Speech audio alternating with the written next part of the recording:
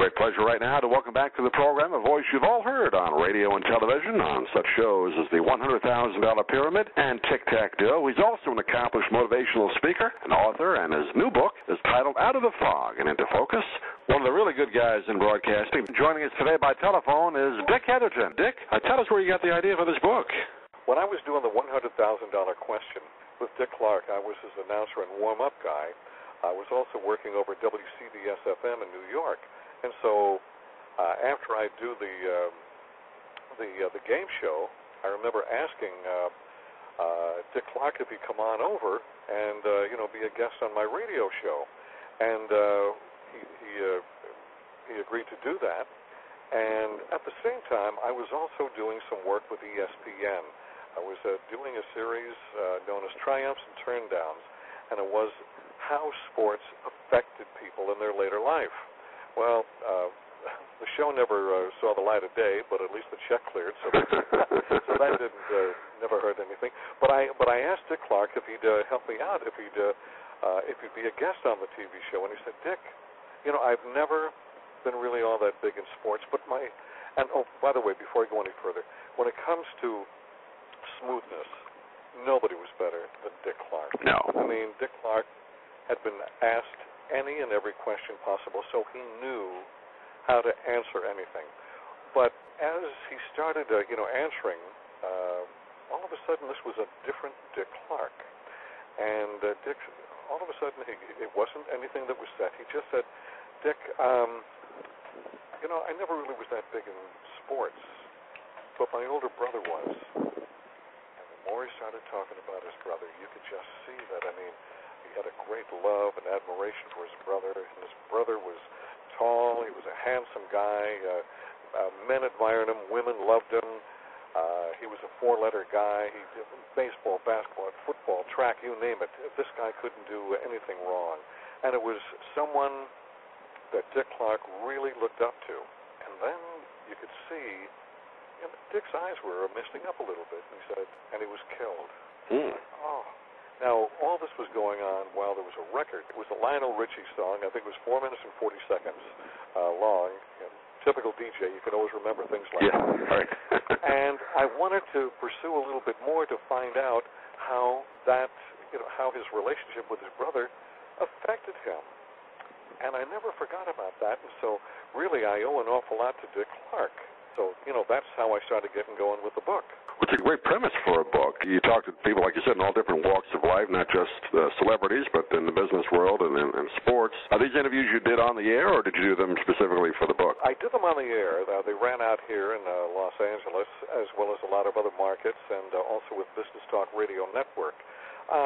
These are people such as Paula Dean, the late Tony Snow, Cal Ripken Jr., Tommy Lasorda, even Karl Rove. Talking about Karl Rove, I also want to ask you about Tommy Lasorda, because he's a character. Sure. Oh, he really, really is. Karl Rove, now forgetting about any political implications, if you were not a big fan of Bush and Rove, that has nothing at all to do with it. In fact, the book is so far away from politics. But Karl Rove was out here about a year ago, and he was giving a talk at a Democratic venue. And so I said, I got to see this. This is great. So I got myself invited, and beforehand there was a meet, greet, and click. Shake hands, have your picture taken, and move on.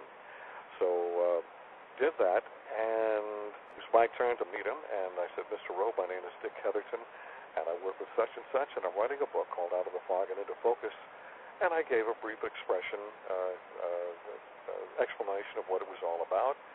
And I said, I'd really like to, find out about a time in your life when maybe things weren't working out all that well. What was the experience, and how did you get out of your fog and back into focus?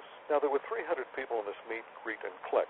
Anyway, he just looked at me, and he said, when it comes to problems and troubles, that's the way it is every day in politics. And he started laughing like that, and I said, oh, God, this is going nowhere. So, shook his hand, had my picture taken, and I moved on. And I just said, I was really disappointed, Doug. And as I'm moving down the line, all of a sudden I hear somebody yell out, you! I didn't think it was directed towards me, so I hear, you! Again. I turn around, and it was Karl Rove. And he's waving at me, like, come here.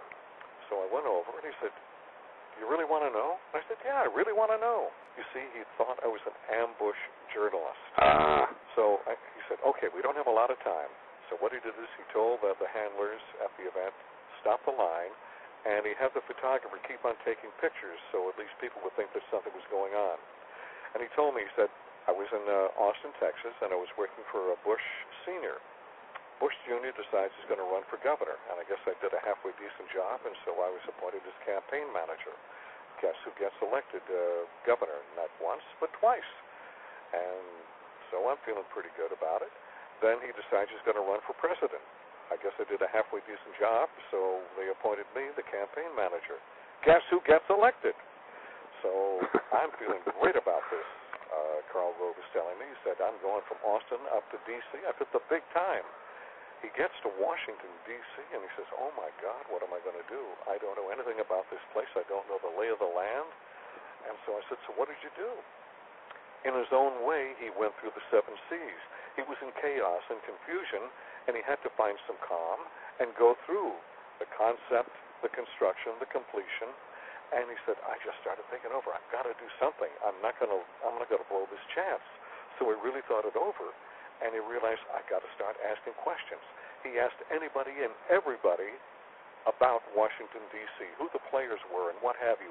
And the person who helped him the most was a guy who at one time was one of the leading Democratic strategists, a Democrat helping a Republican. And that was Strauss. Bob Strauss, during the LBJ administration. He said, he introduced me to more people. He gave me the lay of the land and what have you. And I said, so what was the lesson you learned?